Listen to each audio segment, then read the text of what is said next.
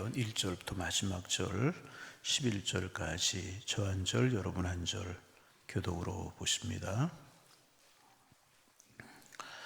1절 말씀 제가 먼저 봉독합니다. 허물의 사함을 받고 자신의 죄가 가려진 자는 복이 있도다.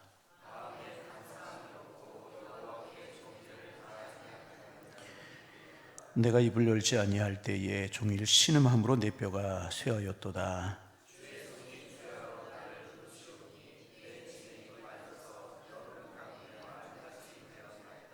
내가 이르기를 내 허물을 여호와께 자복하리라 하고 주께 내 죄를 아뢰고 내 죄악을 숨기지 아니하였더니 곧 주께서 내 죄악을 사하셨나이다.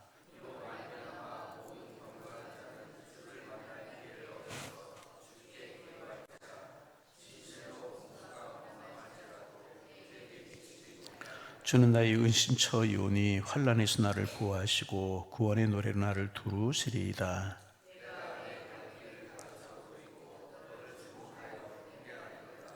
너희는 무지한 말이나 노새같이 되지 말지어다. 그것들은 재갈과 굴레로 단속하지 아니하면 너에게 가까이 가지 아니하리로다.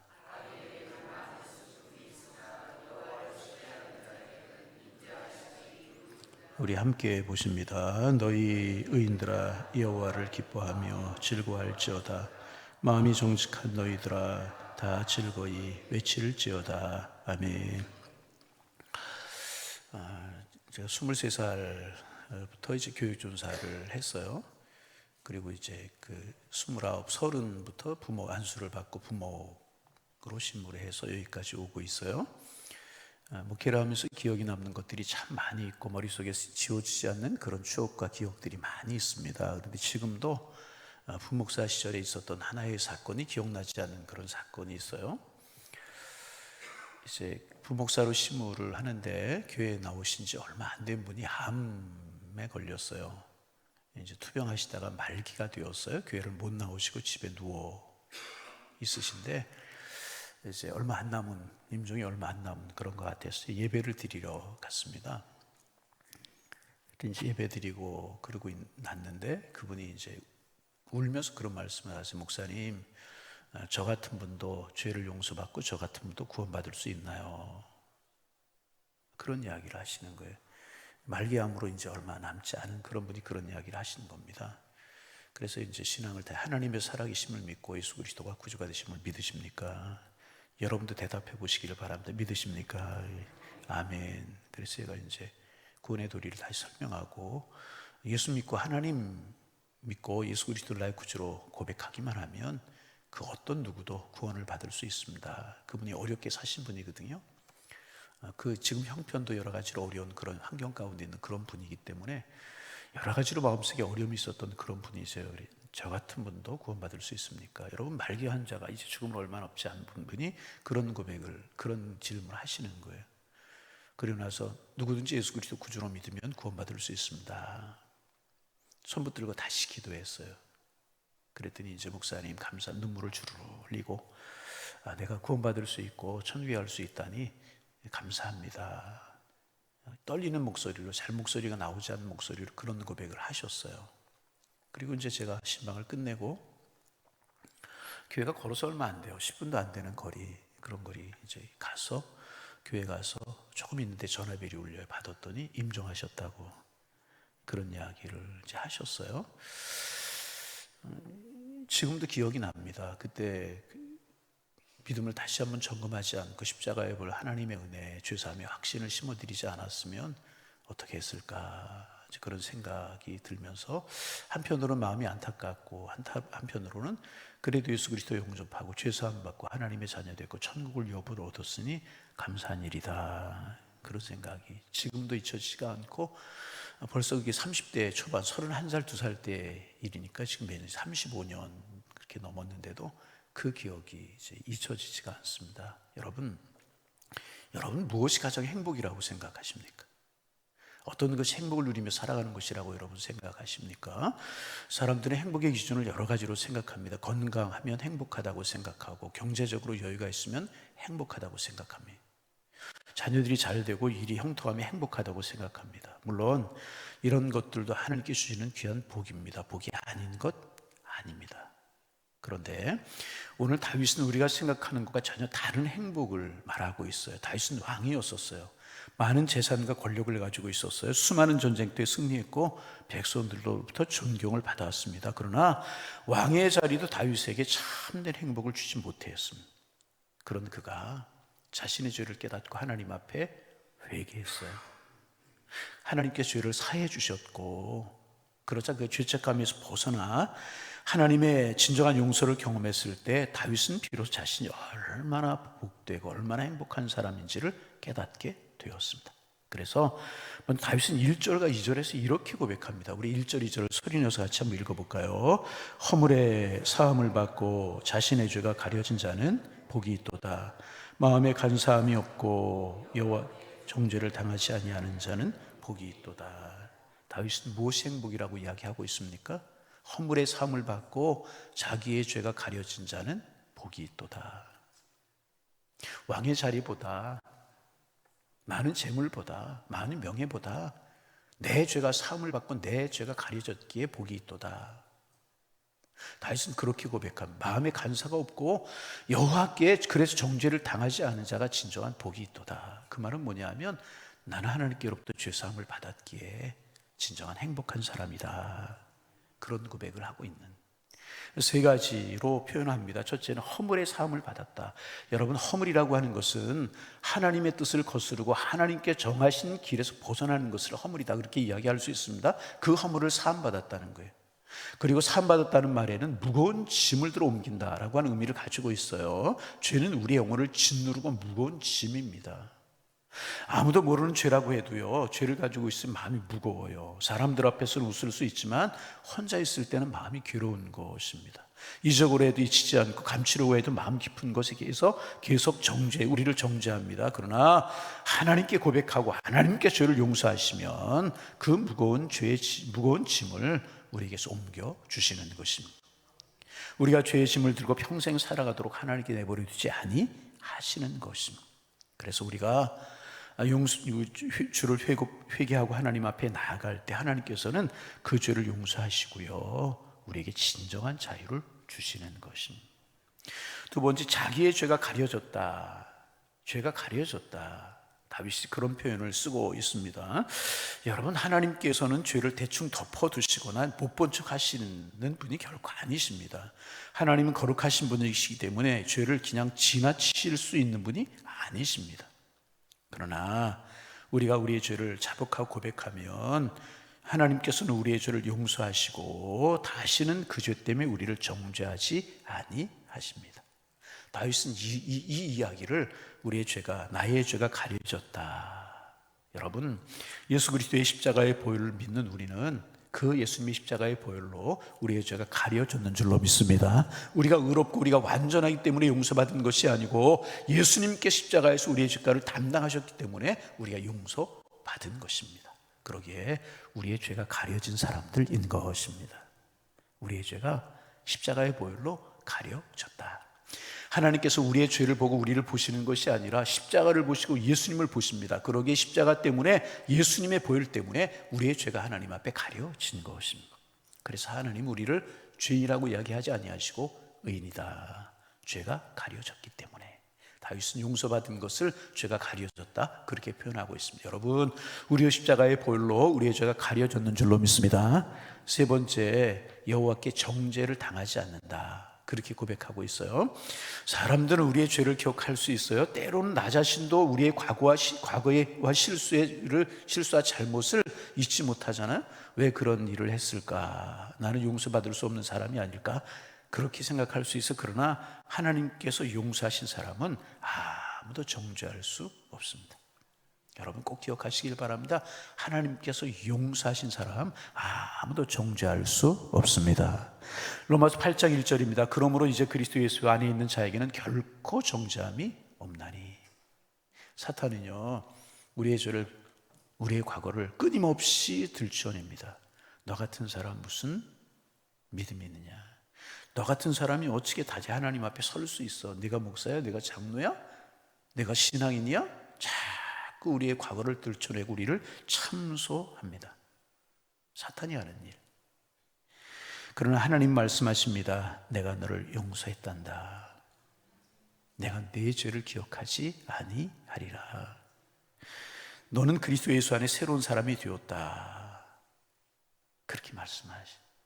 그래서 여러분, 우리가 진정으로 하나님 앞에 회개했는데 자꾸 죄의식이 떠오르면 사탄이 주는 겁니다. 자꾸 우리를 그래서 얼거매고 신앙생활 자롭게 하지 못하게 만드는 것. 그럴 때마다 선포하시길 바랍니다. 사탄아 물러가라. 하나님께서는 내 죄를 다 사셨고 도말하셨고 십자가의 보혈로 가려주셨다. 여러분, 가장 복된 사람은 죄가 없는 사람이 아닙니다. 자신의 죄를 인정하고 하나님께 나아가서 용서를 받는 사람이 가장 복된 사람인 것입니다.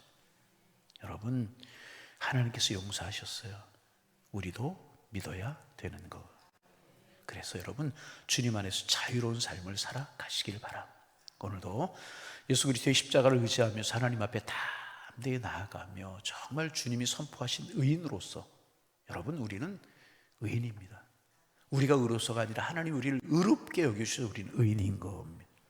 가끔 이제 대표 기도할 때, 물론 틀린 것은 아니지만 조금 교정할 필요가 있는데 다 기도하시고 맨 마지막에 아무 공로 없는 죄인 예수님의 이름으로 기도합니다. 틀린 이야기는 아닙니다. 그러나 믿으시기 바랍니다. 주님 안에 있는 우리는요, 죄인이 아닙니다. 의인입니다. 왜? 주님이 우리를 의롭게 여겨주셨기 때문에. 우리가 의롭게 살아서가 의인이 아니고 예수님의 십자가의 보혈로 죄를 가려주시고 하나님이 우리를 의롭다 여겨주셨기 때문에 우리는 의인이라는 것입니다. 여러분, 하나님의 백성 의인으로 당당하게 세상을 살아가는 하나님의 사람들 되시기를 주님의 이름으로 축원합니다. 두 번째 3절 4절 말씀 좀 읽어보실까요? 3절 4절 소리 열습니다.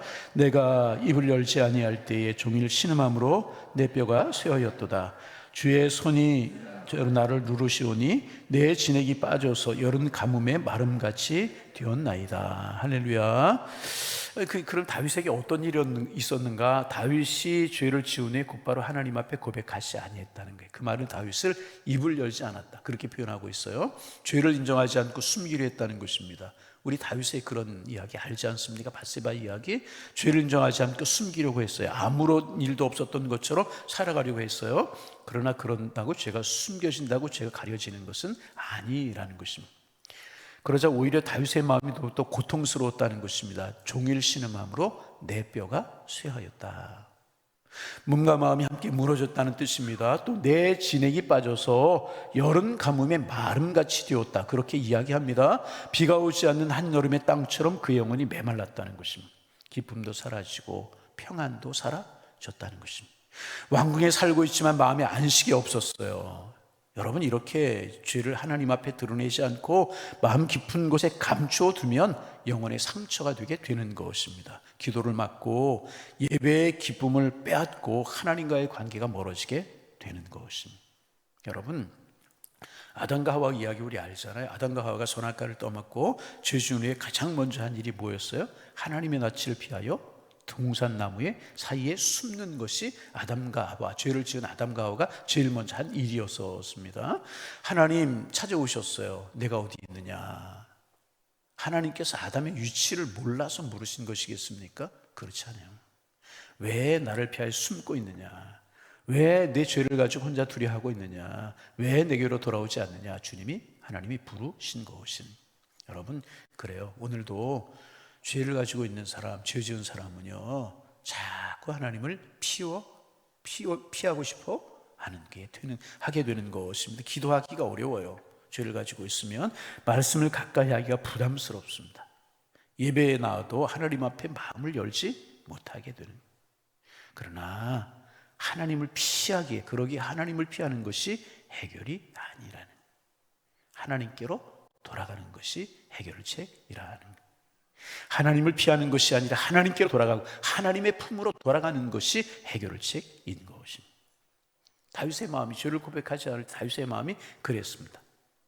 여름 가뭄처럼 그랬다는 것입니다. 그러자 마침내 다윗이 입을 열었어요. 5절 말씀 같이 한번 읽어보죠. 5절 읽습니다.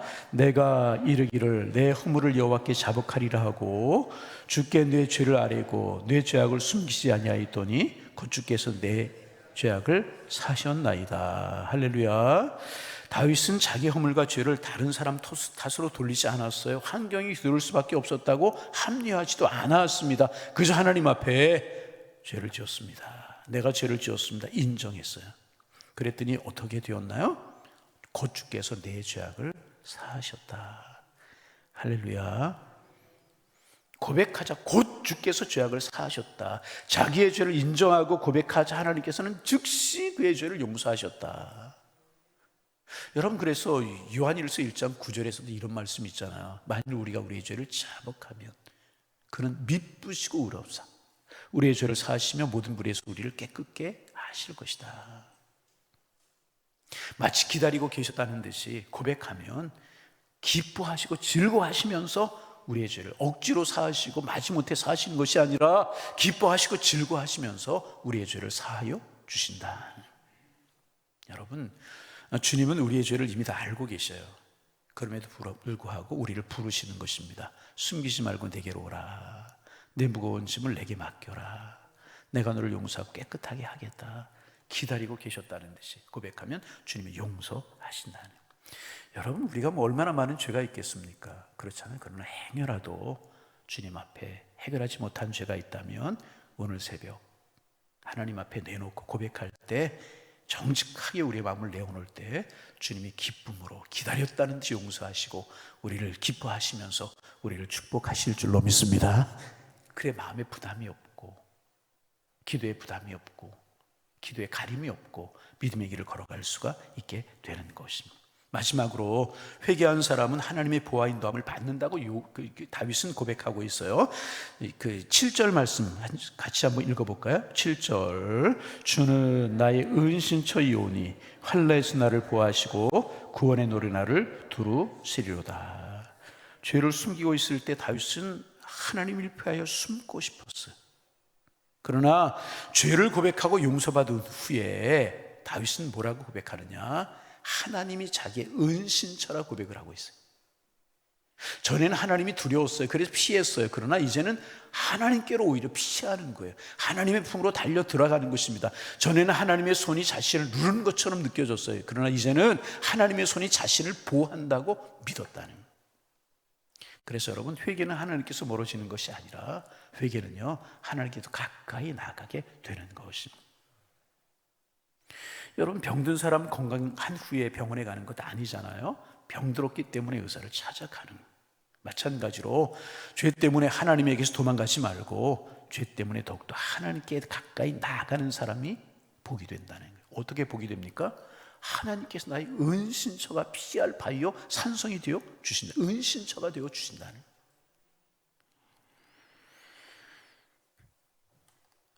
다윗이 또 뭐라고 고백하느냐? 하나님은 회개하는 사람을 용서하실 뿐만 아니라 앞으로 살아갈 길도 가르쳐 주시는 분이다. 그렇게 고백한 8절 말씀 같이 한번 읽어볼까요? 8절 있습니다. 내가 내 갈 길을 가르쳐 보이고 너를 주목하여 훈계하리라. 하나님께서 주목하여 보시고 훈계하시고 갈 길을 보여주신다. 여러분, 우리가 주님 앞에 회개하고 주님이 용서하시면 우리의 삶이 이렇게 축복이라는 것입니다. 그래서 9절 말씀 같이 한번 또 읽어볼까요? 9절 있습니다. 너희는 무지한 말이나 노새같이 되지 말지어다. 그것은 재갈과 굴레로 단속하지 아니하면 너희에게 가까이 가지 아니. 말이나 노새는 주인의 뜻을 수로 알지 못해요. 재갈과 굴레로 억지로 끌어야 움직입니까? 말이나 노새는 하나님의 백성들이 그렇게 살아서는 안 된다는 것입니다. 그래서 하나님께서 고난을 주고 강제로 끌어만 돌아온 사람이 되지 말라는 것입니다. 말씀을 들을 때 깨달아야 된다는 것입니다. 성령께서 마음에 감동을 주실 때, 성령께서 마음을 찔러 주실 때 즉시 돌이켜야 된다는 것입니다. 작은 경고를 들을 때 순종해야 한다는 것입니다. 자, 10절 말씀 있습니다. 악인에게는 많은 슬픔이 있으나 여호와를 신뢰한 자에게는 인자하심이 두루리로. 여러분, 죄를 숨기는 사람에게는 많은 슬픔이 있어요. 그러나 하나님을 신뢰하고 하나님께로 돌아오는 사람, 하나님께서 인자하심으로 둘러주실 줄로 믿습니다. 앞뒤로 은혜가 둘러싸고 좌우로 사랑이 둘러싸고 모든 형편 속에서 하나님의 손이 보호해 주신다. 어제 우리가 주일날 한 말씀, 비슷한 말씀이지만 우리의 죄보다 하나님의 은혜가 더 큰 것입니다. 우리의 실패보다 하나님의 사랑이 더 깊은 것입니다. 우리의 과거보다 하나님의 용서가 더 강한 줄로 믿습니다. 그러므로 늘 어떤 문제, 허물이 있든지 죄 있든지 낙심하지 말고 하나님 앞에 돌아가는 삶을 살아가야 되는 것입니다. 그러면 기쁨으로 용서하실 뿐만 아니라 길도 해주시고 삶도 인도해 주신다. 마무리합니다. 다윗은 왕이었어요.